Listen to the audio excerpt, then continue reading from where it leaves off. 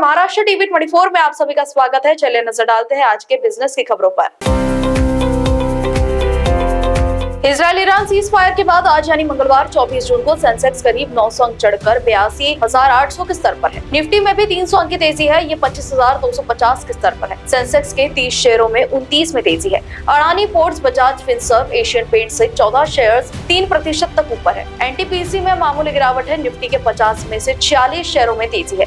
NSE के सभी sectors ऊपर है। Nifty PSU banking 2.3%, realty 1.40%, IT 1.14%, oil and gas 0.7% और मिल्ट ऑटो 1.3% चढ़े। एलेनबेरी इंडस्ट्रियल गैसेस का आईपीओ आज 24 जून को ओपन हो गया है। निवेशक इस इशू के लिए 26 जून तक बीडिंग कर सकते हैं। 1 जुलाई को कंपनी के शेयर बॉम्बे स्टॉक एक्सचेंज और नेशनल स्टॉक एक्सचेंज पर लिस्ट होंगे। इस इशू के जरिए कंपनी टोटल 852.53 करोड़ जुटाना चाहती है। बता दें, कंपनी इशू में 452.53 करोड़ रुपए के फ्रेश शेयर्स जारी करेगा। इसके साथ ही कंपनी के मौजूदा निवेशक या प्रमोटर ऑफर फॉर सेल यानी ओएफएस के जरिए 400 करोड़ रुपए के शेयर बेचेंगे। S&P ग्लोबल रेटिंग्स ने भारत की आर्थिक विकास दर का अनुमान चालू वित्त वर्ष 2025-26 के लिए बढ़ा दिया है। अब एजेंसी को उम्मीद है कि देश की जीडीपी 6.5% की दर से बढ़ेगी। इस अनुमान में पिछले महीने की तुलना में सुधार हुआ है, जब वैश्विक अनिश्चितताओं के कारण ग्रोथ अनुमान घटाकर 6.3% कर दिया गया। S&P ने यह अनुमान अपनी नई Asia specific economic outlook report में जारी किया है। एजेंसी का कहना है कि भारत में घरेलू मांग मजबूत बनी हुई है, जिससे देश की अर्थव्यवस्था को वैश्विक चुनौतियों के बावजूद गति मिल रही है।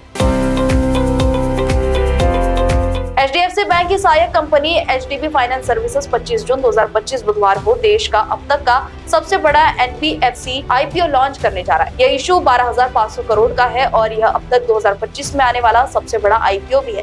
इस आईपीओ में 2,500 करोड़ के नए इक्विटी शेयर और 10,000 करोड़ के ऑफर फॉर सेल ओएफएस शामिल है, यानी कुल 168.9 मिलियन शेयर बाजार में पेश होंगे। शेयर की कीमत 700 से 740 प्रति शेयर तय की गई है। ईरान इजरायल के बीच 12 दिनों से जारी जंग थम गई है और दोनों देशों में सीज फायर पर सहमति बन गई है। इसका असर एक और शेयर बाजार में तूफानी तेजी के रूप में दिखा है, तो वही दूसरी ओर बीते कुछ दिनों से गदर मचा रहे डिफेंस कंपनियों के शेयर अचानक भरभरा कर टूट गए। जी हां, पारस डिफेंस से लेकर जीआरएसई तक के शेयर मंगलवार को बाजार में तेजी के बीच खुलते ही क्रैश हो गए हैं और निवेशकों को तगड़ा नुकसान हुआ है। महाराष्ट्र टीवी 24 के बिजनेस की खबरों में फिलहाल इतना ही। मैं मानवी, नमस्कार।